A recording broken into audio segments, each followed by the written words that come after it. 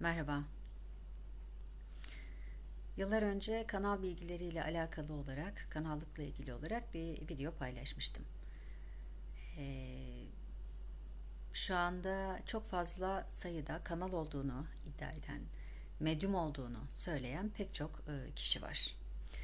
Şimdi kanallık konusunu öncelikle madde dünyasıyla bir gözden geçirelim. Kanal ne demek? Kanal bir bilgiyi toparlayıp uydu vasıtasıyla görüntüye, sese aktaran ve bunu alıcılar vasıtasıyla bize ulaştıran e, etkendir kanal. Fakat kanal kendi başına bir şeyler yapmaz, sadece aktarır. Fakat bu bilgilerin tümünün doğru olduğu anlamına gelmiyor. Arada söylüyorum ya, zehir mi nektar mı olduğunu anlamak çok zor.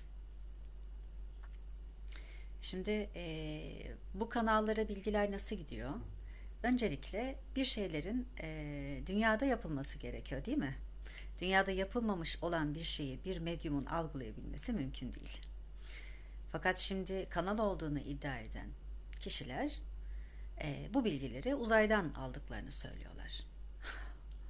Yani evet, uzaydan uydu vasıtasıyla dünyaya geliyor, aktarılıyor, o kişi vasıtasıyla da ne oluyor? Kitap haline dönüştürülüyor, doğrudur. Fakat bu dünyadaki bilgilerden edinilmiş olan verileri aktarmak manasına geliyor. Yani dışarıda başka bir sistemin içerisinden alınan bir mesaj yok canlar. Hani benim içime yaratık girdi. İşte ben başka bir varlık vasıtasıyla konuşuyorum diyenler var. Enerji yükseldikten sonra o dualiteden daha henüz çıkamamış. Hani bir varlık var, bir de sen varsın. Zaten bu dualite demek. Yani hala tekliği yaşamamış, hala dualitik düşünen birisini nasıl olup da sözüyle yola çıkabiliyorsunuz? Yani akledin der Kur'an-ı Kerim, değil mi? Biraz akletmek lazım. Mantığa uymayan şeyleri reddetmek lazım. Fakat nedir? Hani yukarıdan bir kurtarıcı istiyoruz. Bilgilerle doldukça kendimizi ve nefsimizi azdırıyoruz. Ya da yeni bir şey öğreniyoruz. Özellikle üçüncü boyut aşaması ve üçüncü çakra, ilhamlar ve belli verileri birleştirme alanı olduğu için bir şekilde medyumik kanalımız açılıyor. Hani sır denilen şey yavaş yavaş açılmaya başlanıyor. Buradaki sırrın da bir parçasını bulan ben bunu buldum diyor. Kendi zihniyle yorumlayarak bunu bir de insanlara akıtmaya çalışıyor. Hani uyarılarımın en büyük sebebi zaten bu. Çünkü doğruluğundan emin değilsiniz. Ve faydalı mı faydasız mı olduğunu da bilmiyorsunuz. Değil mi? Bazı şeyler vardır. Hani bir orijinal ürün vardır. Bir de merdiven altı diye tabir edilen durumlar var. Hani o yetkinliğe sahip olmadan, daha ehliyeti ya da ruhsatı almadan araç sürmeye benziyor bu olay. Ama nedir? Diyor ki ben diyor evet ehliyetim olmayabilir, ruhsatım da olmayabilir ama benim sürüşüm iyi ama kurallara aykırısın. Hani sistem diyor ki bu yetkinlik sana verildiği zaman bunu yapmalısın diyor. Hayal dünyasıyla kendi isteklerinle yola çıkarsan bir süre sonra ne olur? Bizim gibi engelleyiciler ortaya çıkar ve seni durdurmaya çalışır. Yanlış olduğunu insanlara aktarmaya çalışır. Şimdi özellikle yurt dışındaki bu işte isim vermeyeceğim birkaç tane şey var. İşte meleklerle bunu yapanlar var.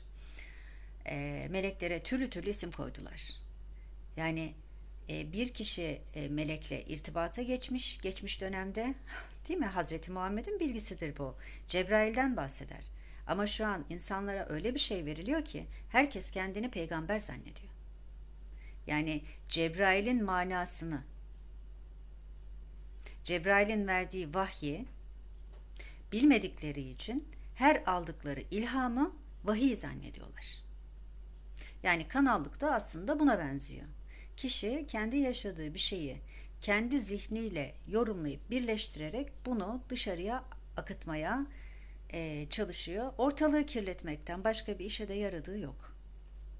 Bazen böyle haberleri falan okuduğum zaman sosyal mecralarda böyle bir zıplatan durumlar oluyor beni. Demek ki ara sıra da zıplamak gerekiyor.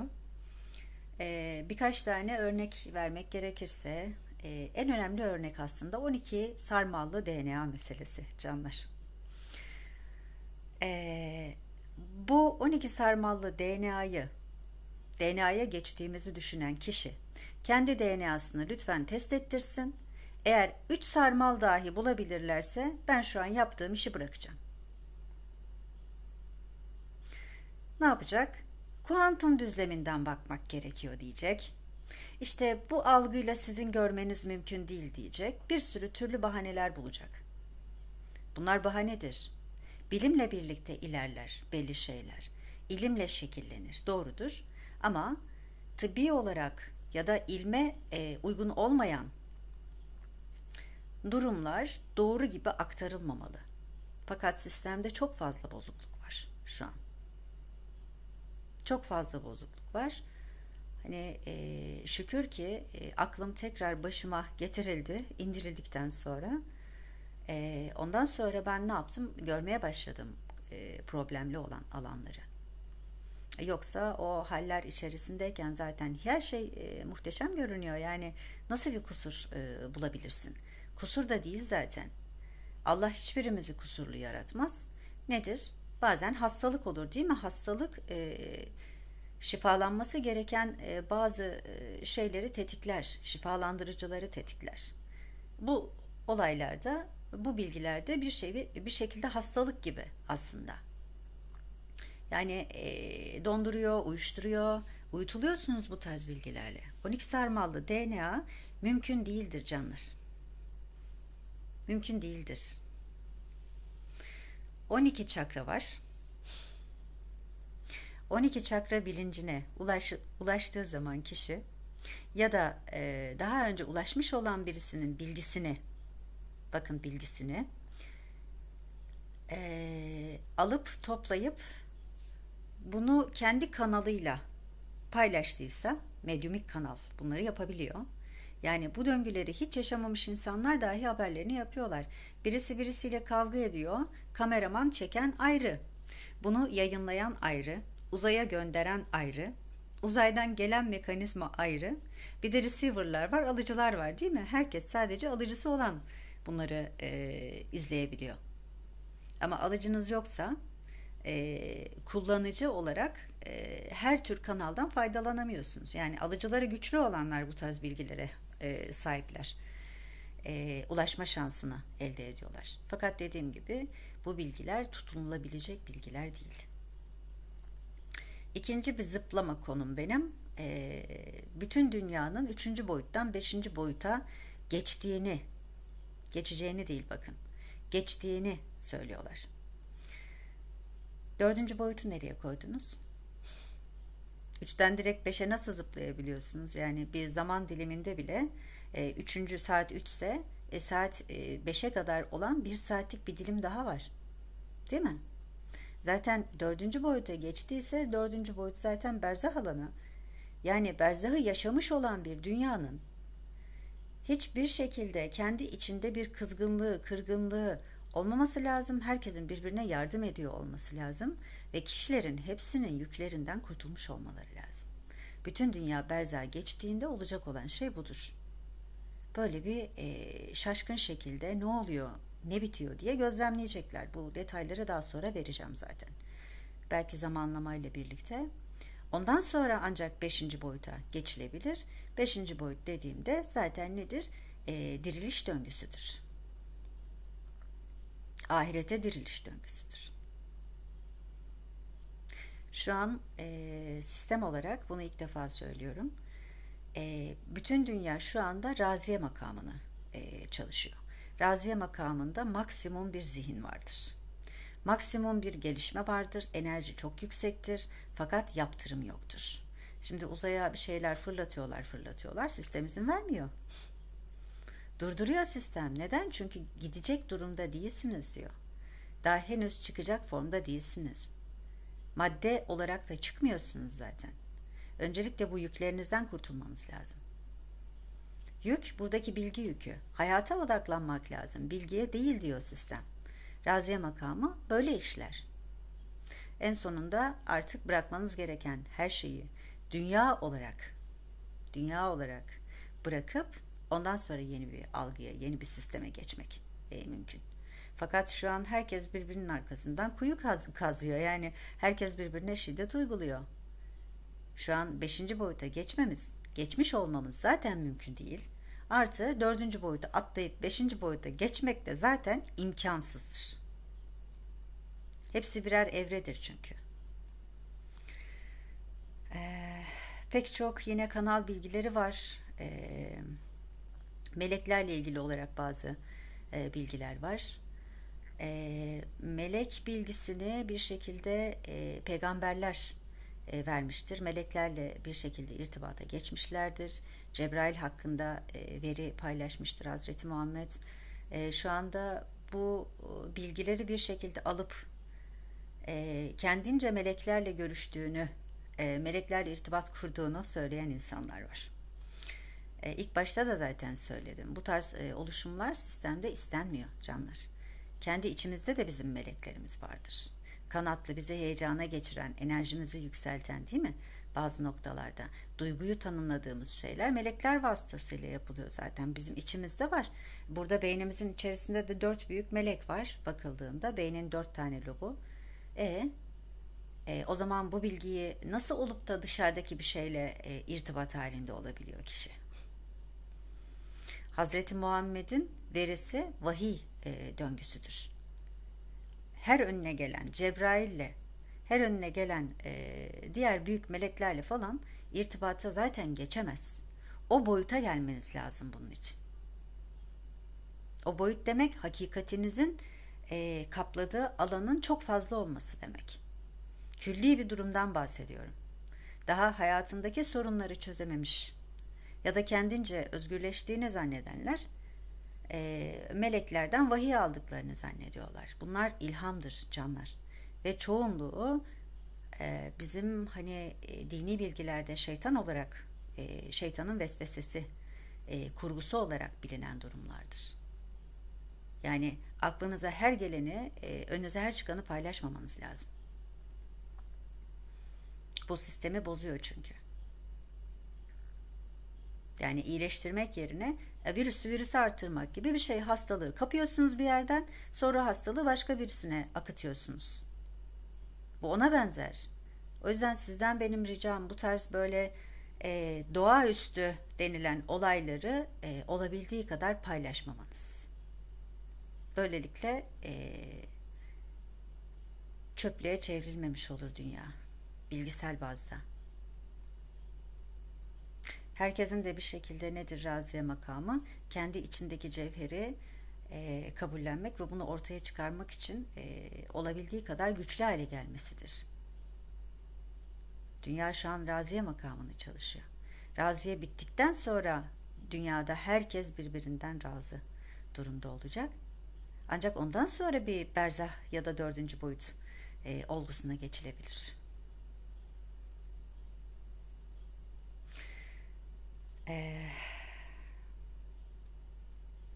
Vahiy başkadır, ilhamlar başkadır. Oturduğu yerden yazı yazan bir insan zaten vahiy alamaz. Çünkü vahiy döngüsü sırasında yazı da kalmaz, akıl da kalmaz. Cüzi aklını bırakmamış, hala bir şeyler için çabası olan insanların ortalığı karıştırmasından başka hiçbir şey değil şu anki durumlar. Tabii haliyle ben de yerimden biraz kımıldamak zorunda kalıyorum. Böyle olduğu zaman. Yani sizden istediğimiz şey nedir? Hayatınıza odaklanmanızdır. Hayal dünyasından vazgeçmenizdir. Bir şeye inanıp da inandığınız şeyler çünkü sizi şekillendirir. Hayata inanın, yaratıcıya inanın, yaratıcıdan direkt isteyin. Başka kaynaklardan mucize beklemeyin. İşte görünmeyen varlıklarla irtibata geçiyorlar. Ben de gözle görünemeyen varlıklar gördüm geçmişte. Bir tanesinin bir kamyonun kazasını önlediğini gördüm.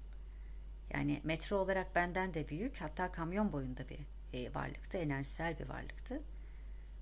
Sonrasında ben çok derinliğe düştüğüm zaman yine ışık varlık olarak gelen ve bana belli veriler yükleyen şeyler oldu. Ama ben bunları bir üstünlük vesilesi olarak ya da işte bana böyle bir şey verildi egosuyla ortaya çıkarmadım canlar. Bunu nedir? Faydalı olmam gereken yerler varsa ve çok fazla ısrar ediliyorsa ancak o dönemler söylemişimdir. Onun dışında çok ısrar edilmediği müddetçe hiçbir şeyi de anlatmamışımdır. Bu benim yolumu hızlandıran şey oldu. Ama kendinize gelmiş olan özelliklere ya da kendinize gelmiş olan bilgilere tutunursanız, ki genellikle üçüncü boyut medyumluk kanalına çok yatkındır. Çünkü veriler çok fazla geliyor. Bu gelen verilerle beraber kurguyla kendi mantığına uyan şeyleri alıyor, uymayanları reddediyor ve bir hayal dünyasının içerisinde yaşıyor kişi. Rüyanın dibidir üstelik. Özellikle de mardiya alanında maalesef bu tarz şeyler çok fazla yaşanıyor. O yüzden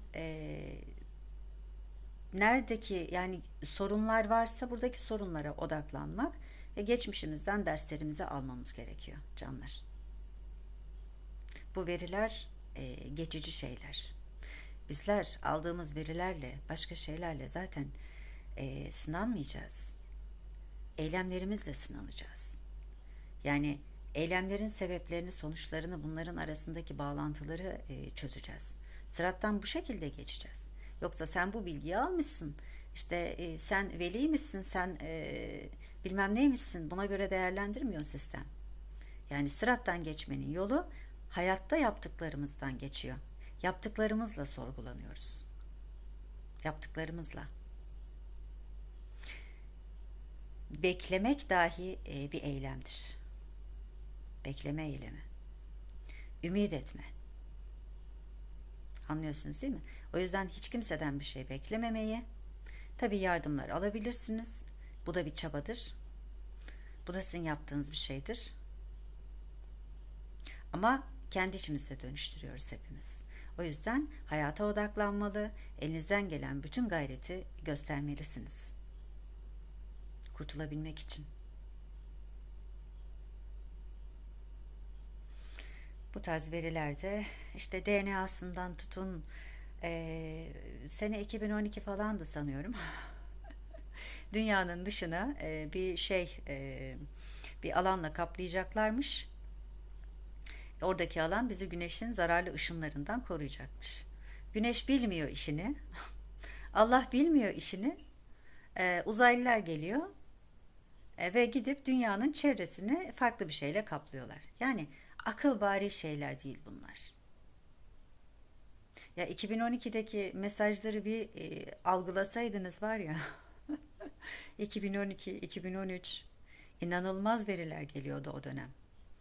Ortalık kıyamet senaryolarıyla doluydu. Şimdi de ortalık kurtarıcı senaryolarıyla dolmuş durumda.